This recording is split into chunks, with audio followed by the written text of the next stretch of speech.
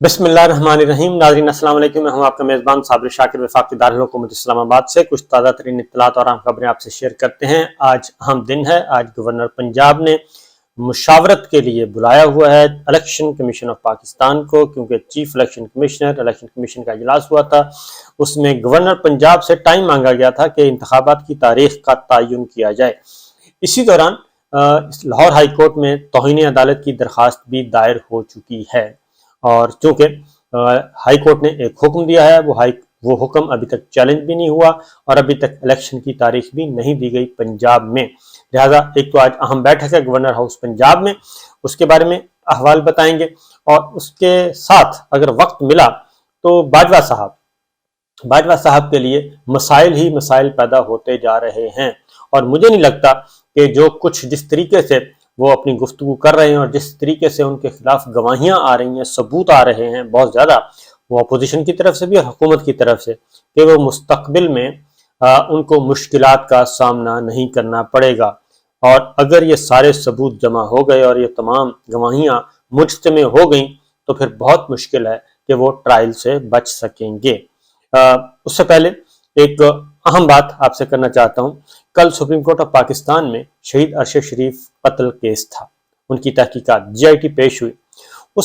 उसमें भी बहुत सारे अहम सवालात उठाए गए और सबसे ज्यादा फोकस सुप्रीम कोर्ट के लार्जर बेंच ने जिस चीज पे फोकस किया वो ये था कि आप बताएं कि अंदरूने मुल्क तहकीकात मुकम्मल हो चुकी हैं, पाकिस्तान के अंदर तहकीकात मुकम्मल हो गई हैं, कि पाकिस्तान में वो क्या हालात थे।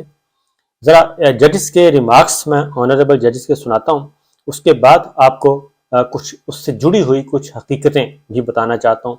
कुछ इमरान रियाज खान हमारे दोस्त ने पेश कर दी हैं, कुछ मैं ज़रा आपके साथ गोशगुजार करता हूँ। मसला ये है कि कत्ल के खौफ से अरशद को यहाँ से जाना पड़ा, जस्टिस एजाजुल एहसन साहब ने कहा।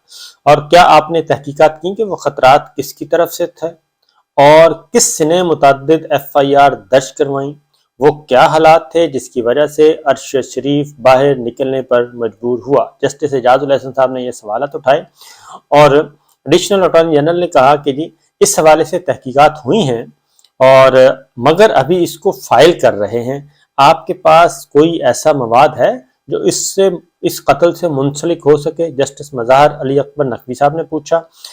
तो एडिशनल अटॉर्नी जनरल ने कहा कि अभी ऐसा कुछ नहीं है। अब उसके बाद एक और जजेस ऑनरेबल जज के रिमार्क सुनिए। ये भी जरा एक पोर्शन में आपको पढ़ के सुना देता हूँ, फिर उसके बाद आता हूँ। GIT सरबराह अवैस अहमद ने दलाइल दिए कि अरशद शरीफ के मोबाइल और iPad केनिया के IT डिपार्टमेंट के पास हैं। अरशद शरीफ का बाकी सामान वसूल हो चुका है। एडिशनल अटॉर्नी जनरल ने दलाइल दिए कि अरशद शरीफ पर मुकदमात दर्ज करने वालों से भी तफ्तीश कर रहे हैं। बाज़ सरकारी अफसरान के नाम आए, इनसे भी तफ्तीश की, लेकिन मुकदमा दर्ज कराने के पीछे कौन था अभी तक कुछ नहीं कह सकते। जस्टिस मज़हर अली अकबर नकवी ने कहा कि अदालत के सामने खेल ना खेलें, पहला मरहला तो यही था जो मुकम्मल ना हो सका। GIT केनिया और मुत्तहिदा अरब अमारात में तफरीक करने गई थी। एडिशनल अटॉर्नी जनरल ने कहा कि अरशद शरीफ के ट्वीट्स और प्रोग्राम्स का जायजा लिया जा रहा है। जस्टिस मज़हर अली मोहम्मद अली मजहर ने इस्तफसार किया कि अरशद शरीफ के साथ मौजूद खुर्रम और वक़ार का बयान क्यों नहीं लिया। इस पर एडिशनल अटॉर्नी जनरल ने कहा कि कीनिया के हक्काम ने सिर्फ डायरेक्टर पब्लिक प्रोसिक्यूटर से मुलाकात कराई। ये अब आप गौर से सुनते जाइएगा। उसके बाद अगला जो एक है जी, एक और पीस सुनिएगा। जस्टिस मोहम्मद अली मजहर का कहना था कि दफ्तर खारजा को कीनिया की वजारत खारजा से ताउन की यकीन दहानी कराई। यकीन दहानी के बावजूद कीनिया में स्पेशल GIT को क्यों जाने नहीं दिया गया। और जस्टिस एजाजुल एहसन का कहना था कि अरशद शरीफ के कत्ल के 3 जाविये हैं। गौर से सुनिएगा, अरशद शरीफ कत्ल के 3 जाविये हैं। अरशद शरीफ को पाकिस्तान से भागने पर किसने मजबूर किया, नंबर 1। नंबर 2, अरशद शरीफ के खिलाफ मुल्क भर में मुकदमात किसने दर्ज कराए। नंबर 3, अरशद शरीफ को ऐसा क्या दिखाया गया कि मुल्क से चले गए। कड़ियां जुड़ेंगी तो पता चल जाएगा कि अरशद शरीफ से जान कौन छुड़वाना चाहता था।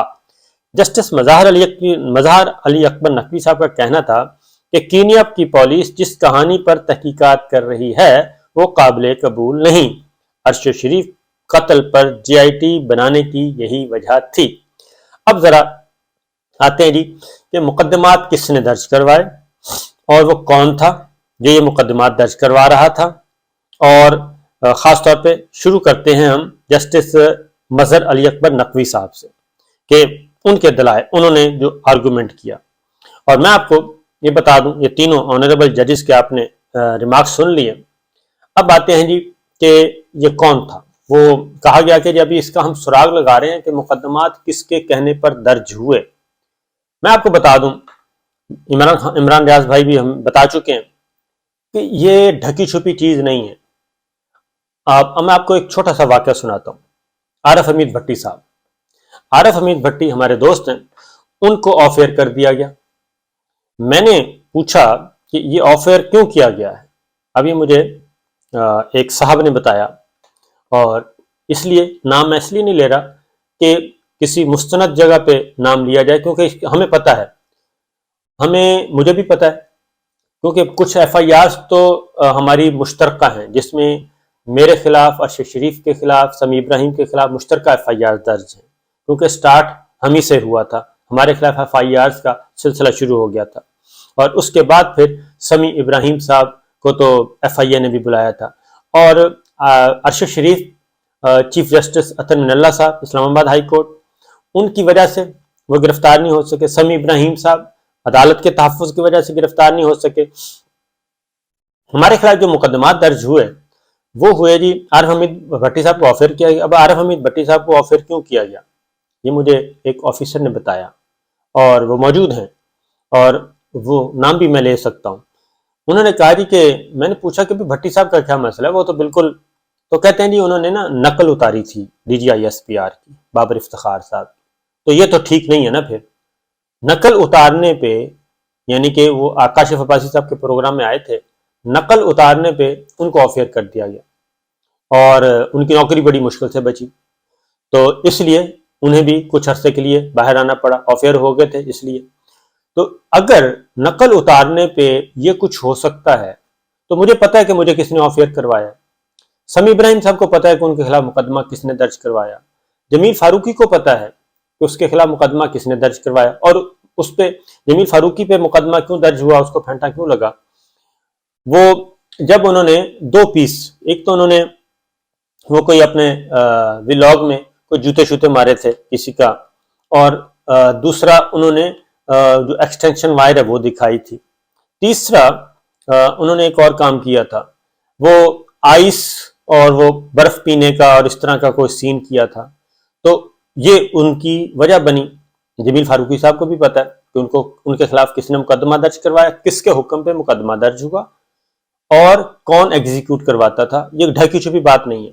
ڈاکٹر معید پیرزادہ کو بھی پتا ہے، اور ایاز امیر صاحب کو بھی پتا ہے کہ ان کو جو تشدد ان پہ کروایا تھا کس نے کروایا تھا، کس کے حکم پہ ہوا، اور ایگزیکیوٹ کیسے ہوا، ان کو پتا ہے۔ عمران ریاض خان کو بھی پتا ہے کہ ان کے خلاف، اور انہوں نے جب وہ ٹکر کی والی بات کی تھی تو وہاں سے سلسلہ شروع ہوا تھا، اور ان کو بھی پتا ہے کہ ان کے خلاف مقدمہ کس نے درج کروایا اور کس کے حکم پہ ہوا، اور عمران ریاض خان پہ بہت دیر سے نظر تھی، عمران ریاض خان پہ بہت دیر سے نظر تھی، کیونکہ انہوں نے ایک دفعہ پہلے بھی ایک پروگرام میں ولاگ میں ایک بات کی تھی سسر جی کے بارے میں اور سمدھی جی کے بارے میں، تو اس لیے ان کو بھی پتا ہے کہ کس نے مقدمہ درج کروایا۔ شہید ارشد شریف کو بھی پتا تھا کہ ان کے خلاف مقدمات کون درج کروا رہا ہے اور ایگزیکیوٹ کون کر رہا ہے، اس لیے یہ عارف حمید بھٹی ہوں، جمیل فاروقی ہوں، سمیع ابراہیم ہوں، ڈاکٹر معید ہوں، خاور گھمن ہوں، عماد یوسف ہوں، ایاز امیر ہوں، عمران ریاض ہوں، ارشد شریف ہمارے بھائی ہوں، ان کو پتا ہے کہ ان کے خلاف مقدمات کون درج کروا رہا تھا، کس کے حکم پہ ہو رہے تھے، اور کون ایگزیکیوٹ کر رہا تھا ان کو آگے۔ پھر اس کے بعد ان میں ایک اور بات بھی بتا دوں، یہ جمیل فاروقی، سمیع ابراہیم، ڈاکٹر معید، خاور گھمن اور عمران ریاض، ارشد شریف اور میں، یہ ہم سب یہ پورے کا پورا گروپ ہے، یہ کیوں سب سے پہلے ہدف بنا؟ یہی گروپ ہدف کیوں بنا رہے ہیں؟ بھٹی صاحب بعد میں آئے. یہ جو میں بات کر رہا ہوں خاص طور پہ سمیع ابراہیم، جمیل فاروقی، ڈاکٹر معید، خاور گھمن، عمران ریاض، ارشد شریف اور صابر شاکر، یہ اس لیے بنے کہ یہ آخری رات پرائم منسٹر عمران خان صاحب 9 اور 10 اپریل کی درمیانی شب، یہ ہم اس دن پرائم منسٹر ہاؤس میں تھے، اور سمجھنے والا ہو سکتا ہے، سمجھنے والا سمجھتا ہوگا شاید کہ کوئی ہم نے پلان، شاید ادھر ہم نے پلان ان کا ناکام کیا ہے یا کیا کیا، کیونکہ اس رات اگر عدالتیں نہ کھلتی تو مارشاء اللہ لگنا تھا. اگر اس رات عدالتیں نہ کھلتی تو مارشاء اللہ لگنا تھا. یہ چیف جسٹس اطہر من اللہ صاحب کورٹ روم میں بتا چکے ہیں. اسلام آباد ہائی کورٹ کے چیف جسٹس تھے، آج کل سپریم کورٹ میں آنریبل جج ہیں. وہ کورٹ روم میں بتا چکے ہیں کہ ہم پہ یہ تانا زنی کی جاتی ہے، تو میں بتاتا ہوں، انہوں نے کہا تھا کہ اس رات مارشاء اللہ لگنا تھا. اور چونکہ اس رات مختلف سٹوریز چل رہی تھیں کہ جی عمران خان صاحب کا گریبان پکڑ لیا، عمران خان صاحب کو تھپڑ مار دیا، عمران خان صاحب کو یہ کر دیا، جبکہ ہم یہ سارے کا سارا پورا گروپ انہوں نے ہمیں بلایا ہوا تھا اور میٹنگ ہمیں بریف کیا تھا. اور اس میں فریحہ ادریس ہیں ہماری کولیگ، صرف وہ بچی ہیں فریحہ ادریس، باقی سب کے ساتھ سلوک ہوا. اور ارشد شریف صاحب کے تو بہت ہی اللہ معاف کرے کہ کینیا میں. اب وہ قتل کس نے کیا، کیسے کیا، کیوں کر ہوا، یہ تو ہے کینیا کا چیپٹر. لیکن یہ جو چیپٹر ہے کہ مقدمات کس نے، جو کہا جا رہا ہے کہ ہم سراغ لگا رہے ہیں، تو ہمیں تو معلوم ہے کہ ہمارے خلاف مقدمات کس نے درج کروائے اور کون، کس کا حکم چل رہا تھا اور کون ایگزیکیوٹ کر رہا تھا. اس لیے یہ تو کوئی راکٹ سائنس نہیں ہے، یہ تو ایک بڑی اوپن اینڈ شٹ کیس ہے. باقی عماد یوسف صاحب کو گھر سے کس نے اٹھایا، وہ جی آئی ٹی میں موجود ہے، ایس ایچ او کا سٹیٹمنٹ موجود ہے کہ عماد یوسف کو رات گئے گھر سے کیوں اٹھایا گیا اور کون اٹھا کر لے گیا، وہ ایس ایچ او کا سٹیٹمنٹ جی آئی ٹی کی رپورٹ میں موجود ہے. تو اتنی ساری چیزیں موجود ہیں جی آئی ٹی میں، اور ڈاکٹر معید بھی. تو اس لیے یہ کہنا کہ یہ کوئی بہت مشکل سوال ہے، مشکل سوال نہیں ہے.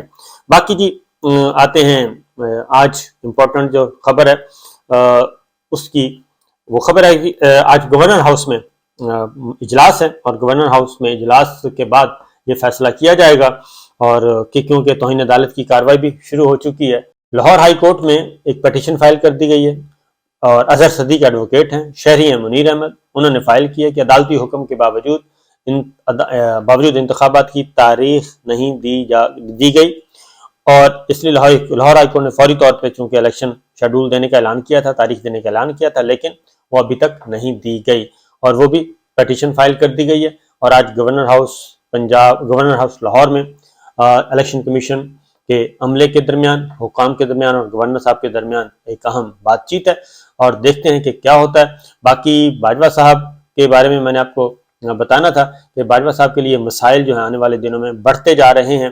وہ اس لیے بڑھتے جا رہے ہیں کہ رانا ثناء اللہ صاحب نے آن دا ریکارڈ آ کے یہ بات بتا دی ہے کہ تحریک عدم اعتماد سے پہلے، یعنی کہ 9-10 اپریل سے پہلے، باجوہ صاحب نے بلاول زرداری صاحب کو، شہباز شریف صاحب کو اور ڈاکٹر خالد مکسی صاحب کو، مولانا کو، اپوزیشن کے جتنے بھی لوگ تھے، ایک خالد مکسی صاحب اتحادی ہیں، باقی اپوزیشن کے رہنماؤں کو بلایا تھا، اور بلا کے تحریک عدم اعتماد کے بارے میں بات کی تھی، یعنی 9 اور 10 اپریل سے پہلے. اسی طریقے سے کچھ اور شواہد بھی آ رہے ہیں، اور باقی بھی چیزیں اکٹھی ہوتی جا رہی ہیں. رانا ثناء اللہ صاحب بھی اور بہت کچھ کر گئے ہیں. ابھی میرا خیال ہے کہ آنے والے دنوں میں کیپٹن صفدر صاحب بھی کچھ ارشاد فرمائیں گے، اور اس کے بعد مزید چیزیں سامنے آ جائیں گی. تو اس کے بعد آپ کو اندازہ ہو سکے گا کہ یہ حالات کس طرف جا رہے ہیں. اور یہ جو اس وقت ہمیں یہ جو پیچھے تانے بانے اور نظر آ رہے ہیں، یہ ابھی بھی سازشوں کا کام چل رہا ہے. سازشی عناصر سازشیں کر رہے ہیں، اور یہ موجودہ فوجی قیادت کے لیے مسائل پیدا کیے جا رہے ہیں. اجازت دیجیے، اللہ حافظ.